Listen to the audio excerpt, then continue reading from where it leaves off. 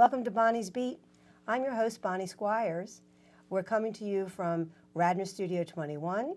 We're broadcasting in Radnor Township and Lower Merion Township. You can find us on Comcast and Verizon. And we'd like to showcase people who are doing interesting things in the arts and culture, in sciences, in academia, in politics, in sports. And we have some very interesting guests from other places, but one of our guests is attached to Wayne as well. Our guests today, I'm going to have to read their names because they're a little tricky. Tomoko Torii, who's the president and executive director and the founding partner of the Harmony for Peace Foundation, and her colleague, Christiaan Morssink. Did I say it right, Christiaan? Morssink. Okay. Who is the executive director of the United Nations Association of Greater Philadelphia. And they're here today because they are putting together a program called Celebrate Peace for UN 70. The United Nations is 70 years old this year. It's hard to believe, 70 years old. And they've got October 24th pegged as a day of celebration. So, Tomoko, why don't you start telling us about what's happening on October 24th? Well, Bonnie, first of all, thank you for having us today, and we're very, very happy to be here to be able to announce this wonderful occasion. We're celebrating the 70th anniversary of United Nations, and this project called Celebrate Peace for UN 70 is a mega concert, I would put it in, and we have wonderful performers, special guests such as Johan de Meij. He is a Dutch composer and conductor, and everybody knows the Road of Rings. He is the composer of the symphony, and we also have the as orchestra, Peabody Youth Orchestra from Baltimore. And we have two special guests. One is the a Japanese pianist called Gohei Nishikawa, and also the violinist Dr. Yun Chen Ma. And those two are actually coming from New York. And we have a local wonderful youth choir of Chester County's youth chorale and choir. And also from New Jersey, the Children's Song of New Jersey. And what really tells is that this is sort of an occasion where everybody comes together. And we have this theme of play and pray for peace together. And this is our third concert of Peace Concert in Philadelphia. And each year we had in Kimmel Center, and this year as well at the Verizon Hall, that beautiful concert hall. And everybody's very, very excited. And it is a forum of, let's say, through music, which is we believe is a universal language, and everybody understands and feel the impact and emotions and things that you won't be able to express can be expressed, even though you're speaks a different language, different background, different faith.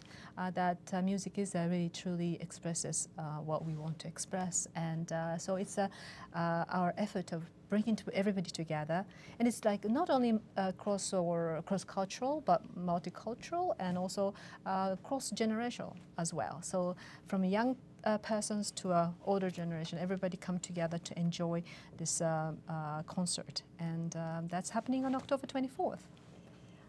When you mentioned there is going to be a Dutch concertmaster, I'm looking at Christiaan, and I said, the Dutch gentleman to your left might have something to do with that. Is that correct? Not at all. Just a coincidence? I am. Yeah, it's a total coincidence. I am a member of two Dutch organizations here, and in that sense, we will try to make them aware of the fact that we have this John de Meij coming. And actually the Dutch consulate has been informed, and I understand that they will have a representative coming as well.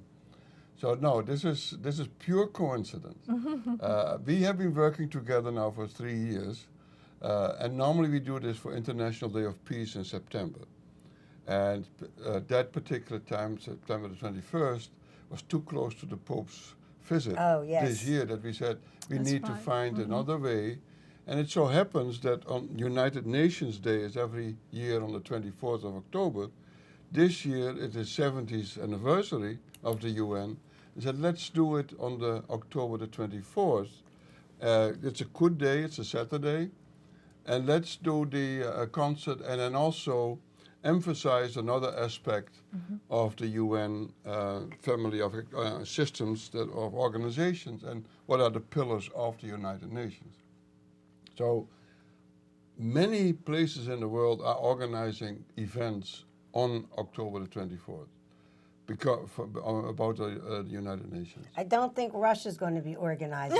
I I'm- just have that I'm not- feeling I'm that not so Putin's sure. not going to be organizing might not be anything Putin. for peace. Oh, It might not be Putin, but he that missed. is He missed the session where Pope Francis gave that yeah. magnificent speech at the UN. Well, wherever he went, he was magnificent. Right. He really was, and it just broke my heart that as soon as he leaves town, Putin starts dropping bombs. Oh, right. Well, No, that let's not discuss Putin at the moment. But I do Okay. want to mention that Russia also has a United Nations Association. oh, So I'm there's a very world- happy to hear that. There's a World Federation of United Nations Association, and they're all trying to emphasize among the politicians an attention for the United Nations.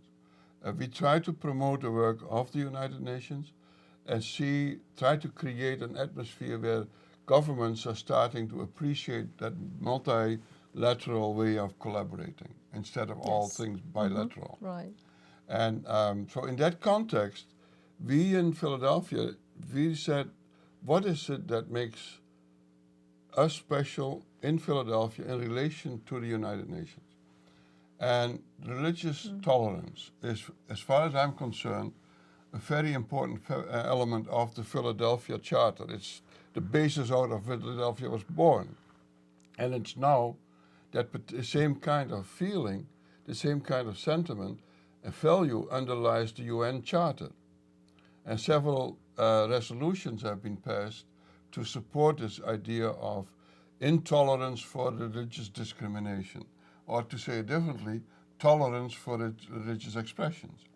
So we found it necessary for us in Philadelphia to emphasize the Philadelphia Charter, the Philadelphia history in the connection with the United Nations. So we have a forum that starts before the concert, where we will have a discussion about the living together, the art of religious tolerance. And at that particular forum, we have a panel of people from different backgrounds. One of them is a secularist, and then we have others who are believers.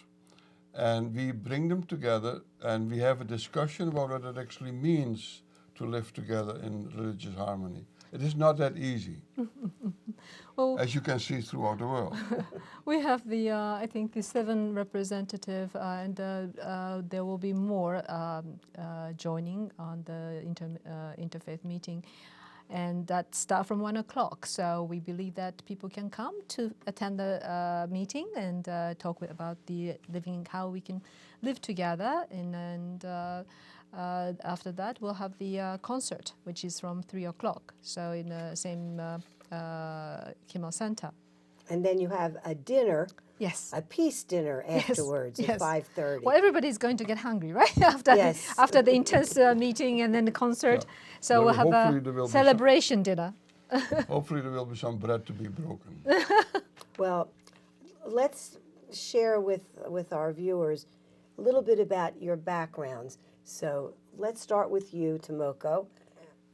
You were born in Japan. Yes. And how old were you when you went to England or wherever you well, were educated? I lived in many places, both Europe, America, United States, and also in Southeast Asia, and lived in many countries. As a kid, where did you live? I lived in the U.S. for a while, and then back to Japan, and then also went to Europe, in England after that. Did your parents? No, it's all on my own. Well, if you're 5 years old, you're not going anywhere on your own. No, first time was 13. I went alone. Alone? Your parents let you go alone? And this is like many, many years ago, over I don't know, 40 some years. I'm not going to say my age, but Amazing. yes, it was a long time ago. But Why did they trust you at 13 to go off on I your don't own? know, but I Well, where thought did you go? that- Did you go to school? Or? Yes, of course. I went to. I went to Los Angeles many in those days. I think it's easier to go to West Coast than come to East Coast from us. And then also we had friends, and so I lived with family friends, and went to school. And then eventually finished part of the school, and then back to Japan, and then went back to England. Went to England to study, again for higher education. And Where did you go for higher education? In Japan, I went to university in Japan, and also went to university in England. What was the name of the English university? Many places, but one of them is Cambridge. And Cambridge. I say. And what did you study at Cambridge? Well, basically English. English literature was my major, but also I was interested in public speaking, so I went to study that in England as well. And eventually I went into broadcasting in Japan as well as a part of my career. What did you do in broadcasting? Radio. Radio was actually, I was a back, sort of, what do you call it, backstage as well. We helped write the script and produce the programs, but also I was on air at a weekly program as well. Oh, fantastic. So that was a very long time ago, though. Couldn't have been that long ago. Oh, yes, many. But and then eventually I formed my own company, consultancy, and I was a management consultant for many years. And also, I love art. My family came from the family of the Japanese classical music, Japanese classic dancing, and various art forms. Are you a musician yourself? I am a classical Japanese dancer, so that's by part of my training. And my grandmother was the founder of one type of Japanese classical music.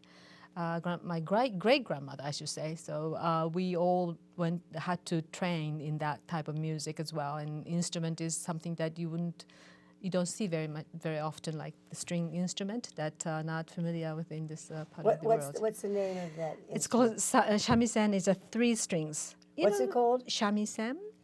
And I didn't know the name, but I've seen the instrument. Koto. Do you know koto, which is like a long wooden sort of the board with 13 strings? That's more familiar in many countries outside Japan. But shamisen is less seen and known and heard, but it's an instrument with the three strings. And but that's very, very basic music that you hear. The composition was created that you hear on the stage of kabuki dance performances, more than koto music. So now, you lived in Wayne. What were you doing when you lived in Wayne, very close to the station? Just living here. Of course, worked, had business, but and I love this area. It still come very often. Basically, living here. Now, Christiaan, do you have a musical background at all? It is so bad that when I was in elementary school, when you have to sing for the Queen, and then in the Well, you had to sing for the Queen. No, we don't have a Queen here. The students in total. The teacher said, "Chris, I want to see your mouth open and close and not a sound coming out." Oh my! I have no feeling for rhythm, anything like. I like dancing, but it is a totally different story. But you are a professor, an adjunct at my alma mater, the University of Pennsylvania. And what is it that you teach there? I teach in global health. Actually, this is my last year. My wife retired last year. I'm retiring next year. And we were involved in the starting of the global health program several years ago. My wife and I actually were also involved in the starting of the public health program at the University of Pennsylvania when we moved here in the beginning of 2000. And so... Where did you move from? We came from Chicago. It is my wife's career that is setting the stage for what I do. I'm a homemaker. And Good for you. Yeah, Yeah, I came in this country in 1986. In 1985, we married in 1986. And she had already a career, and I was an immigrant. And we more or less decided, your career takes center stage, and I will follow along. Wow. So I did my MPH at Johns Hopkins in 1988. And then after a couple of articles and book chapters written together, she said, why don't you do a PhD? Because it looks better for me. And so I did a PhD. Because she traveled a little bit, I finally did it in Chicago, at the University of Illinois Chicago. I did a PhD in public health policy. And since then, as I said, I have been working with my wife and assisting with programs, and I also teach on my own and things like that, but it was never meant to be that she would be following me. Oh my. And so it's a fine marriage. I can tell you, it's a liberated male. I love it. Yeah, I actually, when I grew up in Amsterdam in the 60s, did my first master's in Amsterdam. We had a lot of, when you had here the gender-related policy issues and strikes and things like that. In Holland, we had the same things. We had the big situation in 1968. And it figured out that it was very nice to be one of a few men who helped the feminist movement. You had a lot of friends. Oh. Now, how did Christiaan and Tomoko get together? How did you two even meet? Because you have such wildly diverse backgrounds. Were you on the subway? No. You were in the art museum and you started I'm trying to talking? think. I'm not trying to think. How did you meet? We have no, UNAGP has been around now for 25 some years. How long have you been involved with the United Nations Association? I myself since 2002, when it started with the landmine campaign and getting rid of the Dr. Minefield campaign. Princess Diana was so instrumental in raising awareness about the landmines and the damage that they did, and the children who were unsuspecting and would pick them up. It's a dramatic story, and actually the group that organized that, they got a Nobel Prize for Peace for that. So that got me started in the UNAGP, and when working with the UNAGP, I found out that in America there's quite a bit of resentment to the UN compared to many other countries. Unfortunately, that's very true. So I spend a lot of time defending the UN because most Americans, especially in Philadelphia, our newspapers don't cover the activities of the UN, except when the Pope went to speak. Then they covered it because we were the next stop after the Pope spoke there. But I think I'm sorry, I just wanted to point out that people think that the United Nations has its own way of doing things, or if there is a sort of, they determine things to do. However, it is a body that represents 193 or 194 countries. So it's not that United Nations does something. It is they are, let's call it not agent, but sort of a sort of central body that the member states, which is 194 currently, are the ones that they are serving for. So obviously that is the quite important function of how to moderate them and how to, and then through the conferences and many occasions, they do their work. But the core is that they represent the individual members, the body that they have to represent, and they have to hear their voice of individual countries. And they're from little country to very large countries like the United States. So, but they have to deal it fairly, So I think. Well, it's interesting because I've had a lot of experiences because of and through the United Nations. In 1995, I was a delegate to Beijing to the 4th International UN Conference on Women, when Hillary Clinton, my hero, was the First Lady of the United States and led our delegation there. And spent 2 weeks in Beijing and learned an awful lot. And even before that, I had been involved with a nonprofit called the Center for UN Reform Education, which wanted to raise the visibility of the United Nations and the important work it does, because, you know, when there's a vote that's against the United States or against Israel, people get hysterical. But they don't understand that on a daily basis, the UN is carrying out a mission of education and assistance in faraway places around the world. Exactly. With conferences Exactly. on water and building homes for people and economics and Exactly. and we don't even hear about that. We don't ever read And they're about governed that. by the charter. That is the body that, you Yes. know, so it's not like they have its own will to do things and not at all. Right. No. It is not possible to understand your airline travel all over the world, or your mobile phone systems and TV work and banking, without understanding that behind it is the United Nations. Different parts of the United Nations taking care of these things. Everything, yes. So the United Nations is definitely doing a lot of technical things. But regarding the peace thing, we met because we were doing things with the Peace Day Philly organization that had been formed about 5 years ago with Lisa Parker and other groups.